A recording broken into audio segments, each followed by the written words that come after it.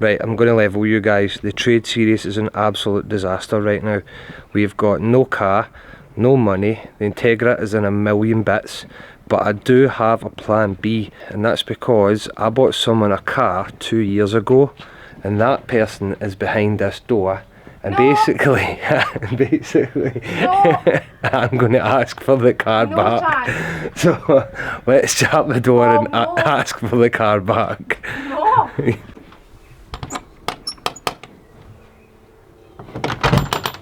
No.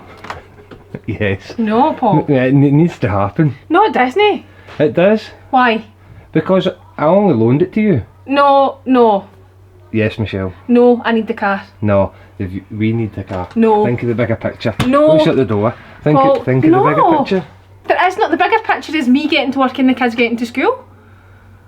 No. Despite Michelle's protests, I've taken the car back. I actually recorded myself fixing this car years ago, but never showed it on the channel.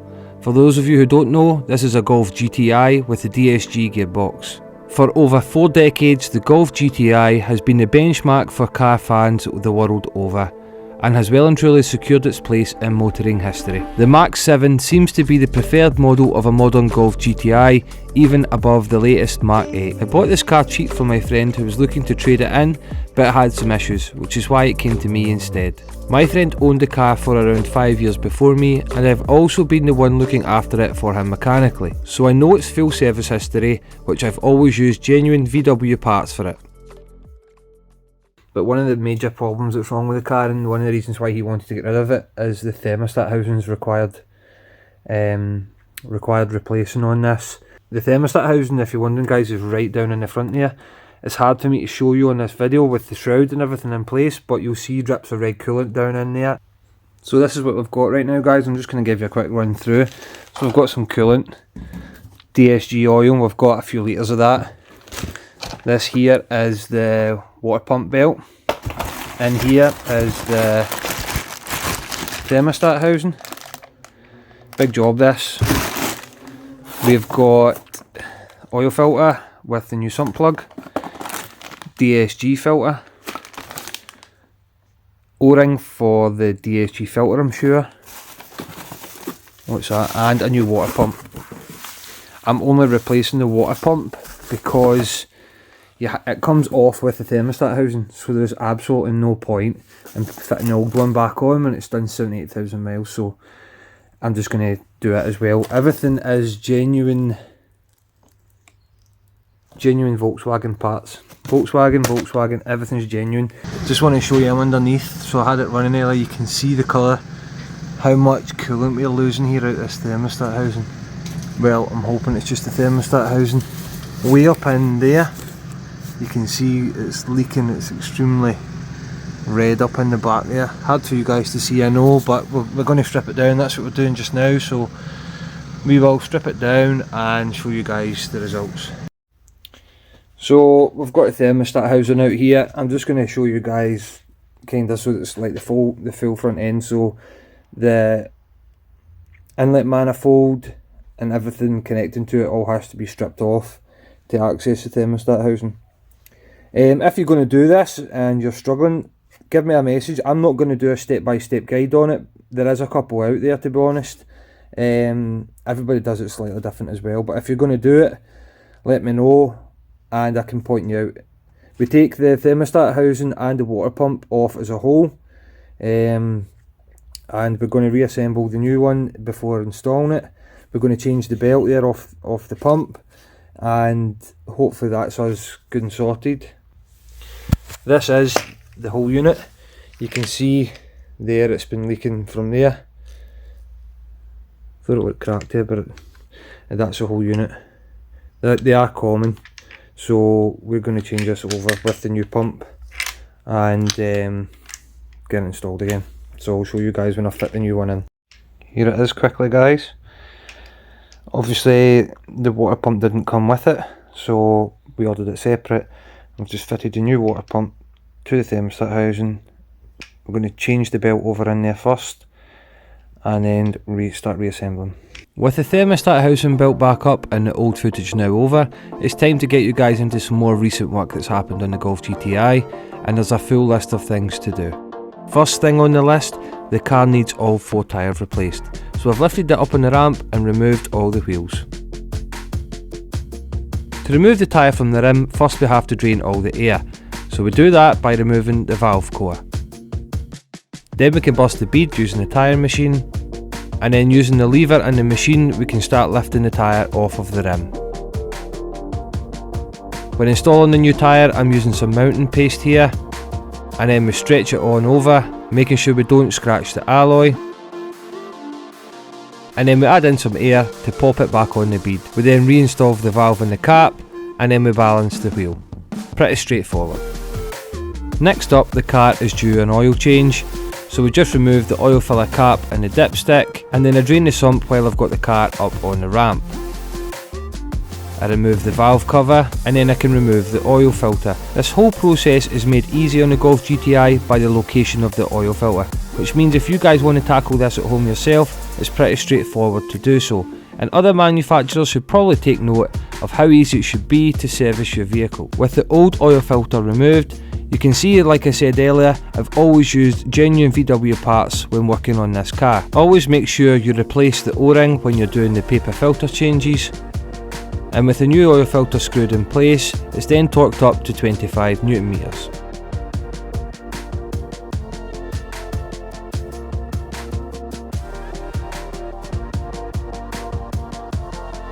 With that done, it's time to fit the new sump plug, which just locks in place with a twist, and then I clean up the area so that when I'm running it up, I can make sure there's no leaks on the sump.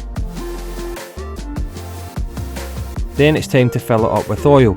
I always pour in the recommended service fill amount, and then we can put the caps back on and the valve cover on, and then I start it up and I let it run for about 30 seconds to a minute to allow oil to pump through to the filter, because that can make a difference when we check our levels later.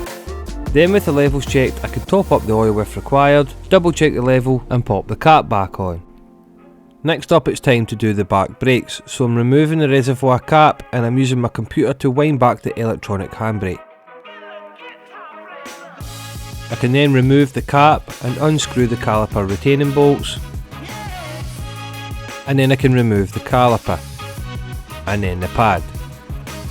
When doing these back brakes, you don't actually have to remove the brake pad carrier.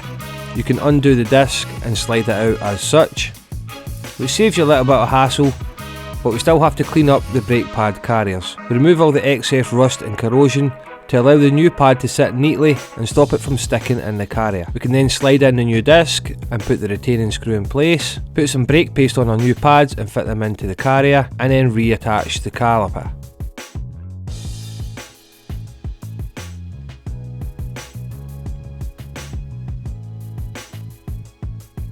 The retaining spring actually broke on its way off on this side because it was so old, so we're fitting new ones to the car, and then we can release the parking brake back into its normal position. Next on the list of things to do is service the DSG gearbox. This is the one area which I haven't serviced before, and there's no previous history of this being done, and it's extremely important that this service is carried out, as you can see by the current condition of this filter. There's great advantages to running a DSG gearbox, which I'm going to try and explain now. The manual gearbox has one major drawback. Each time you shift gear, the power flow has to be disconnected by pressing the clutch pedal, so for a short period of time the drive wheels don't get power.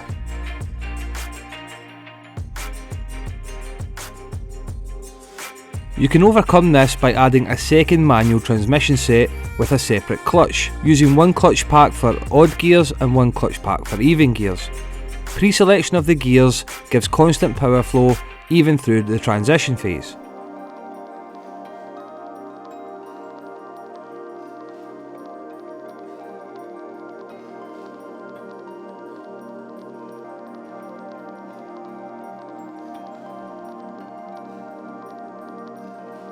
All this is controlled through a mechatronics unit, which is made of three main components: a control unit, a valve body and solenoids.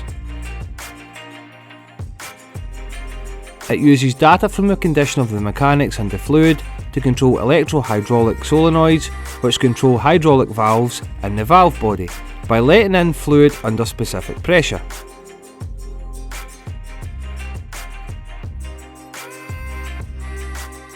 There's also plates with fluid paths and gaskets with gaps in specific places. Any presence of particles in the oil could lead to rapid wear of the control unit or incorrect solenoid operation. So it's majorly important to service the oil and the filter at the recommended service intervals. So now we've changed the DSG oil filter, it's time to drain the DSG gearbox. First we remove the sump plug, and you can see the oil was starting to flow. But there is a second plug called the snorkel, so next we have to remove the snorkel from the gearbox, and you'll see the oil starting to flow a lot quicker.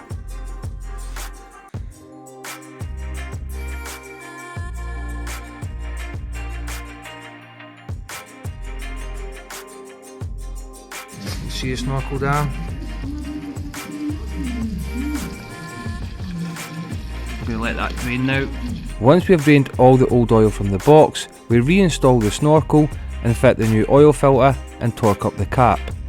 Next we're able to reinstall the battery tray and everything that we had to remove to gain access to the filter, because that's us done in this area, and we're going to have to start the car to finish off the DSG service procedure. Right, okay, so we're at the stage now we're refilling the gearbox. We've got genuine oil, we've used genuine parts all the way through this project. We've got our pump here with the fitting kit. So we've replaced the snorkel, we're going to put our attachment in and we're going to pump the fluid back in. We've been sold 7 litres of this oil and it's very expensive. But after we run it up, we're going to drain the excess to the snorkel level, so you're actually going to lose a lot. We're not going to put the full 7 litres back in. What I've done, a little tip, we've actually, 7 litres is like from bone dry, I believe. So we're doing a service refill. So I've actually measured in this old oil container how much we've taken out. So we've taken just over 4 litres out of the gearbox. So I'm actually just going to put 5 back in. And then once we run it, there should be enough excess there and we can drain it out. It will save this, I'm sure this was roughly about £44–45 per litre of this oil, so that could save you almost £100 just by doing this little tip. So we're going to pour the oil into our pump and then we're going to get it filled up. Hard to see a little bit, but that is our fitting out of the kit. So we've put the snorkel up in first, then we'll fit our attachment and then going to plug it in. We're pumping away, we're going to pump the full 5 litres in. Once we've got our oil in, we're going to shut off this valve and then we're going to start the car up and run through some gears. So we've pumped all the fluid up into the gearbox, we've closed off the valve now. Next is to start the car up and run it. The oil needs to get up to temperature before we can start draining it. So I'm going to plug in the computer and get the oil up to temperature. So just to update, we've got the car ticking over and running. We've got the diag machine on and you can see our fluid temperature there is 32. We're going to run it until it's between 35 and 45. Then we're going to drain the excess out of the box. So we're in the middle now, we're at 40 degrees, you can see that there. So what we're going to do with the car running now, a little tip just in case anything goes wrong, we're going to catch the excess back into a clean bottle. We're going to let this go until it's a steady drip and then we're going to plug it. If nothing comes out, we've not put enough fluid in. There we go. We're catching it in there just in case. And it's already starting to slow down, we've got our plug ready. There we go. Oh.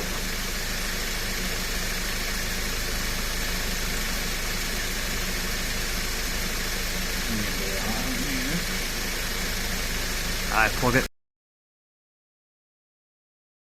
Right, so we've just nipped it up, we've torqued it up, and this is what we've caught. So we've got less than half a litre in there. So we've actually got more in the box than what's came out. So I'm pretty happy with that. It's a good way to measure it just in case you think you're making a mistake. You've recaught the clean fluid and you can reuse it again. I did actually witness someone one time putting 7 litres in, and then when it was flowing out he got in a panic and he just plugged it, which is a mistake, and he let all the new fluid drain into an oil drainer, so he couldn't actually correct his mistake. That's how we've done it. We've got a couple of lights on the dash just because we had the battery off, so we're just going to wipe them off, but that's the DSG complete. Some of you Hawkeye viewers will have noticed that the car came in with black wing mirror caps, but now these are silver. That's because, like I said earlier, I actually done a lot of work on this car before and never showed the progress. Someone damaged the wing mirror cap, so I bought 2 genuine fake carbon fibre wing caps off of eBay for £10 and fitted them back on the car. With all the work complete, it's now time to reinstall the wheels and drop the car down, and then it's just a matter of resetting the service lights, which we've carried out. We can then finish off by torquing the wheels up to spec. And it's worth pointing out at this time, there's actually been a lot more work went into this car than has been shown. There was a lot of suspension work went in, both front springs have been replaced along with a back shocker during my ownership, and there was a genuine new turbo fitted from a dealership under warranty in the previous owner, and I've also fitted a new alternator to the car during its time under my ownership. And it's also time to give a shout out to a bodywork specialist, Danny, who actually done a lot of paint work on this car. He resprayed the roof, the bonnet, the front wing, the front bumper and the back bumper and the driver's door, so it's pretty much all been resprayed. So that's it on the Golf series. We have overhauled this thing: tyres, suspension, service, brakes, bonnet, boot latch, everything done on the car. It's now ready to go. There's one more thing, which is the big clean. I'm not going to bore you guys with that. I'll do it by myself. But that is the trade series alive again. We're back trading again. Hopefully we can get rid of this. I don't know how much we're going to get for it yet, but if we can get rid of this and we'll start trading. There'll be updates coming on Integra soon. I'm still at a sticky place with it just now, but I'm hoping to start that back up soon. But thanks so much for watching. Don't forget to like the video and subscribe to the channel to keep up to date with everything that's happening, and we'll see you guys on the next one.